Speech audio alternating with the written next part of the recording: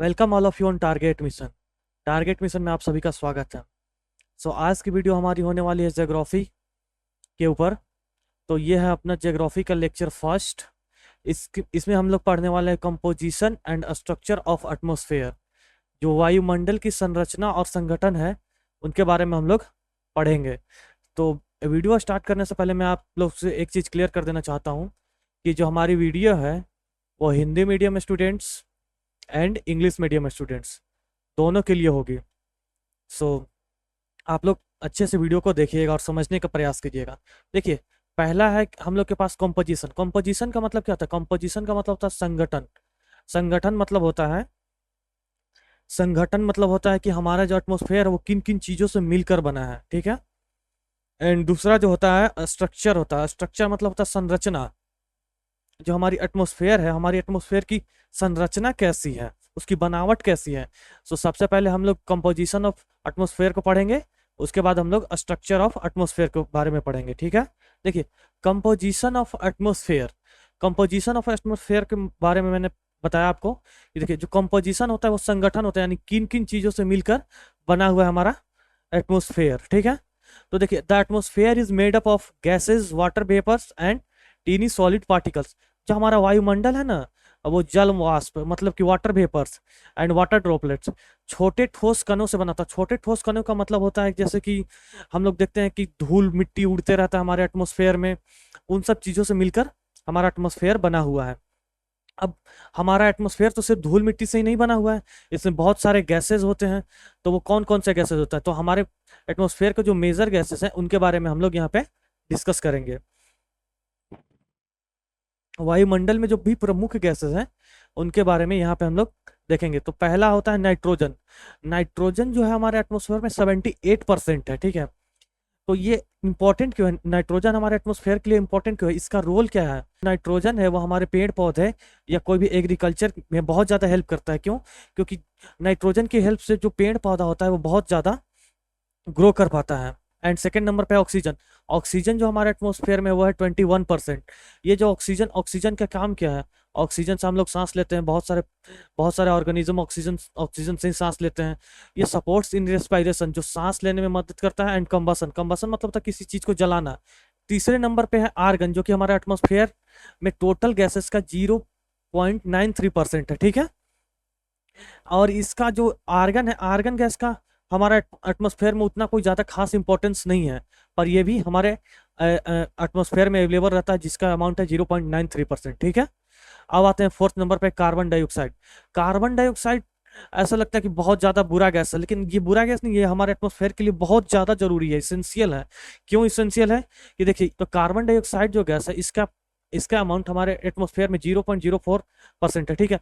ये जो carbon dioxide है, जो पेड़ पौधे अपना भोजन बनाते हैं, फोटोसिंथेसिस का एक प्रोसेस होता है जिसके द्वारा पेड़ पौधे अपना भोजन बनाते हैं, उसमें ये कार्बन डाइऑक्साइड का बहुत ज़्यादा जरूरत है। क्योंकि जब भी पेड़ पौधा अपना भोजन बनाते हैं उसमें वो लोग कार्बन डाइऑक्साइड को यूज करते हैं और ऑक्सीजन रिलीज करते हैं। अब आते हैं नेक्स्ट टॉपिक पे। तो ये है अपना फिफ्थ नंबर में है अदर गैसेस। देखिए, अब हर गैसेस के बारे में तो पूरा डिटेल पढ़ना पॉसिबल तो नहीं है, तो इसको जो जो गैसेस मतलब 0.001% है, तो उन सब चीज़ों को, उन सब गैसेस को मिलाकर एक अदर गैसेस का टाइटल दे दिया गया है। इसमें नियोन है, हीलियम है, मीथेन है और बहुत सारे गैसेस इसमें शामिल कर दिए गए हैं, एक छोटा सा उनका ग्रुप बना दिया गया है। अब आते हैं सिक्स नंबर पे है, देखिए वाटर वेपर। वाटर वेपर क्या होता है? वाटर वेपर मतलब पानी के जो छोटे छोटे बूंद होते हैं, वाष्प होते हैं। जैसे खाना बनता है तो वहां से देखिए, क्योंकि वाष्प निकलते रहता है, तो वो वाष्प जाता क्या है? वो हमारे एटमॉस्फेयर में ही तो रहता है। तो जनरली हमारे एटमॉस्फेयर में ये 0 से लेकर 4% तक अवेलेबल रहता है। ये डिपेंड करता है टाइम टू टाइम, ठीक है। और ये वाटर वेपर है, वाटर वेपर हमारे एटमॉस्फेयर के लिए क्यों क्यों इंपॉर्टेंट है? क्योंकि देखिए, वाटर वेपर है, जो वाटर वेपर है ना, इवोपराइजेशन या फिर बॉइलिंग के थ्रू वो एटमॉस्फेयर में जाता है, और जब वो कंडेंस होता है तो रेनफॉल होता है। और ये वेदर पैटर्न के लिए भी बहुत ज़्यादा इंपॉर्टेंट है। एंड मैंने बता दिया, जल वाष्प और मौसम और वर्षा के लिए जिम्मेवार होती है। नेक्स्ट पर आते हैं। अब देखिए, यहाँ पे तो हम लोग ने गैसेस के बारे में पढ़ लिया कि जो हमारा एटमॉस्फेयर है, एटमॉस्फेयर का कंपोजिशन क्या क्या है, यानी संगठन तत्व कौन कौन से हैं। अब आते हैं हम लोग स्ट्रक्चर के ऊपर। हम लोगों ने इस टॉपिक को फिनिश किया, अब इस टॉपिक को पढ़ेंगे। देखिए, स्ट्रक्चर ऑफ एटमॉस्फेयर, वायुमंडल की संरचना, हमारी वायुमंडल की संरचना कैसी है। तो देखिए, the atmosphere is divided into 5 layer based on the temperature changes. जो हमारा एटमॉस्फेयर है, ऐसे अर्थ है तो ये लेयर कुछ और, ये लेयर कुछ और, ये लेयर कुछ और, ये लेयर कुछ और। तो जो हमारा एटमॉस्फेयर है उसको जनरली मतलब मेनली 5 लेयर में डिवाइड किया गया है। एंड देखिए, यहाँ पे हिंदी वाले बच्चों के लिए यहाँ पे लिखा गया है, तापमान के आधार पर वायुमंडल को 5 परतों में विभाजित किया गया है। ठीक है, अब कौन कौन सा परत है उसको हम लोग देखते हैं।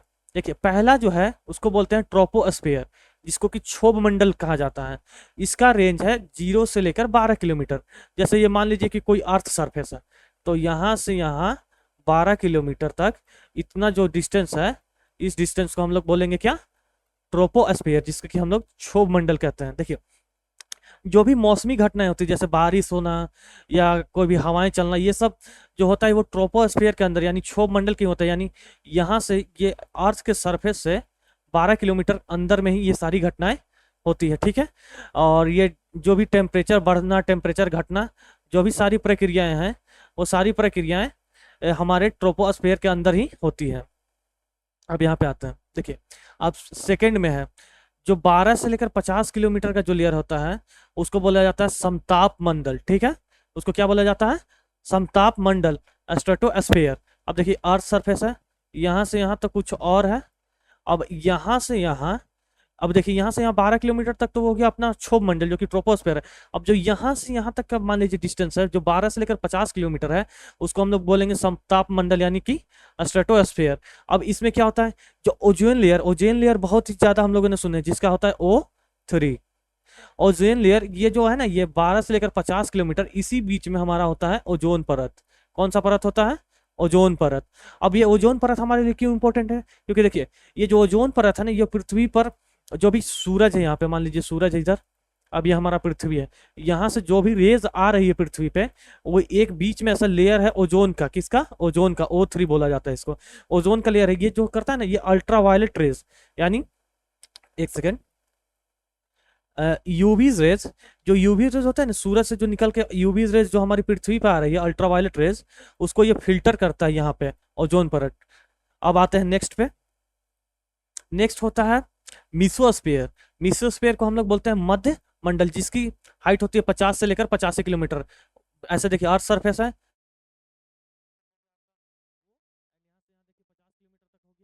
वो ओजोन वाली जो है लेयर, अब यहाँ 50 किलोमीटर से ऊपर जो होगी 85 तक, कितना 85 तक, 85 तक, वो उस लेयर को क्या बोलेंगे हम लोग, मीसोस्फीयर बोलेंगे। देखिए, ये हमारे लिए क्यों इंपॉर्टेंट है, जैसे हमारा सौर मंडल हो गया, मान लीजिए यहाँ पे बहुत सारा गैस है, ये बहुत सारा प्लेनेट है। अब यहाँ से कोई एस्टेरॉयड मान लीजिए हमारी पृथ्वी की ओर आ रहा है, तो वो जो एस्टेरॉयड है, ये उल्का पिंड है, वो इस लेयर में जो कि है मीजोस्फीयर, मीजोस्फीयर में आते आते पृथ्वी का जो फ्रिक्शन यानी घर्षण है, उसके वजह से वो जलकर खत्म हो जाता है। तो किसमें, कौन सा लेयर में खत्म होता है, मीजोस्फीयर में खत्म होता है। अब आते हैं नेक्स्ट पे। ये जो लेयर हमारा मीसोस्फीयर है, वो हमारी जो पृथ्वी है, उस पृथ्वी का जो एटमॉस्फेयर है ना, एक जैसे ये पृथ्वी होगी तो एक लेयर यहाँ पे, दो लेयर यहाँ पे, तीसरा लेयर यहाँ पे, तो उसकी सबसे कोल्डेस्ट लेयर को बोला जाता है मीसोस्फीयर। अब देखो, protect earth by burning meteors, मैंने बता दिया कि जो उल्का पिंड होते हैं जो हमारे पृथ्वी की ओर ऐसे आते हैं, उसको ये पृथ्वी के घर्षण के कारण ये जो भी उल्का पिंड है, मेट्योर्स हैं, वो मीसोस्फीयर में ही जल जाते हैं। तो पृथ्वी हमारी सेफ रहती है, नहीं तो कोई भी अगर एस्टेरॉयड आके पृथ्वी से टकराएगा तो बहुत सारा कैटास्ट्रोफी हो जाएगा। अब आते हैं नेक्स्ट पे। नेक्स्ट है हमारा थर्मोस्फेयर। थर्मोस्फेयर जो कि 85 किलोमीटर से लेकर 500 किलोमीटर तक माना जाता है। एटमॉस्फेयर का जो थर्मोस्फेयर, वहां पे बहुत ज्यादा हाई टेम्परेचर होता है। क्यों, क्योंकि यहाँ पे सोलर रेडिएशन बहुत ज्यादा होता है। अब आता है हमारा एक्सोस्फेयर। ये हम लोगों ने देख लिया थर्मोस्फेयर के बारे में। एक्सोस्फेयर के बारे में जो 500 किलोमीटर्स है, ये देखिए 500 किलोमीटर है, एंड इसके बाद जो भी लेयर है, मतलब देखिए जैसे यहाँ पे अर्थ है, अब यहाँ से हम मान लीजिए कि ये हो गया अपना 500 किलोमीटर, इसके बाद भी तो कुछ होगा, तो इस लेयर को बोला जाता है एक्सोस्फीयर, जिसको बहिर्मंडल बोलते हैं। बहिर्मंडल मतलब ये वर्ड से क्लियर, बहिर मतलब बाहर, बाहर मतलब सबसे outer surface, contains very thin thin air. यहाँ पे बहुत ज्यादा एयर का वो होता है, जैसे हम लोग जैसे ऊपर ऊपर जैसे हम लोग ऊपर जाते रहते हैं, तो एयर का जो लेयर है वो बहुत ज़्यादा पतली हुई रहती है। इसीलिए आप लोगों ने सुना होगा, जैसे जैसा कि माउंटेन पे है तो यहाँ पे बहुत पतली लेयर होती है, यहाँ पे बहुत ज़्यादा सांस लेने में प्रॉब्लम होता है। और ये जो है मर्ज इनटू आउटर स्पेस। अब देखिए जैसे यहाँ पे पृथ्वी है, यहाँ से यहाँ कुछ लेयर है, यहाँ से कुछ, यहाँ से मान लीजिए यहाँ से यहाँ, ये जो है हमारा एक्सोस्फीयर है, मान लीजिए कि यहाँ पे एक्सोस्फीयर है। अब इसके बाद जो यहाँ से है यहाँ, ये जो है अपना ये स्पेस स्टार्ट हो जाता है। स्पेस मतलब होता है अंतरिक्ष। अब हम लोग देखेंगे कि हमारा जो एटमोस्फेयर है वो क्यों इंपॉर्टेंट है, हमारा जो एटमोस्फेयर है वो जरूरी क्यों है, जो हमारा वायुमंडल है इसका महत्व क्या है, अगर वायुमंडल ना हो तो क्या होगा, और वायुमंडल से हम लोग को क्या फायदा है और क्या नुकसान है। तो इस चीज पे हम लोग थोड़ी सी एक शॉर्ट डिस्कशन करेंगे। प्रोवाइड ऑक्सीजन फॉर लाइफ, ये हमारे जो वायुमंडल है वो हमारे लिए क्या देता है, ऑक्सीजन देता है, जिससे कि लाइफ पॉसिबल है। प्रोवाइड ऑक्सीजन फॉर लाइफ, ठीक है। और ये इसमें बहुत सारे हैबिटेंट्स के लिए ये बहुत ज़्यादा जरूरी है। अगर एटमोसफेयर ही नहीं रहेगा तो फिर हम लोग को हवा कहाँ से मिलेगा, हम लोग ऑक्सीजन कहाँ से लेंगे, उसमें कार्बन डाइऑक्साइड नहीं होगा तो पेड़ पौधे वो लोग अपना खाना कैसे बनाएंगे, अगर वो लोग खाना नहीं बनाएंगे तो हम लोग को फिर ऑक्सीजन वापस कैसे मिलेगा, ठीक है। ये जो एटमोसफेयर है वो हम लोगों को सोलर रेडिएशन से बताता है। अब कमेंट सेक्शन में आप लोगों को बताना है कि सोलर रेडिएशन से हमें कौन सा चीज बताता है, जो कि है ओजोन। अब ओजोन लेयर है वो कौन सा लेयर में पाया जाता है, ओजोन परत है वो एटमॉस्फेयर का कौन सा लेयर में पाया जाता है, आपको कमेंट सेक्शन में इसका आंसर करना है, ठीक है। Helps in weather and climate control, इसको तो पता ही है, मौसम और जलवायु को नियंत्रण करने में मदद करता है। तो ये टॉपिक यहाँ पे फिनिश होता है। अब आते हैं हम लोग नेक्स्ट पे। देखिए जो हमारा नेक्स्ट टॉपिक होगा, यानी कि लेक्चर जो सेकेंड होगा, सेकेंड लेक्चर होगा, वो सेकेंड लेक्चर में हम लोग पढ़ रहे होंगे इंसोलेशन के बारे में। इंसोलेशन क्या होता है, सौर विकिरण।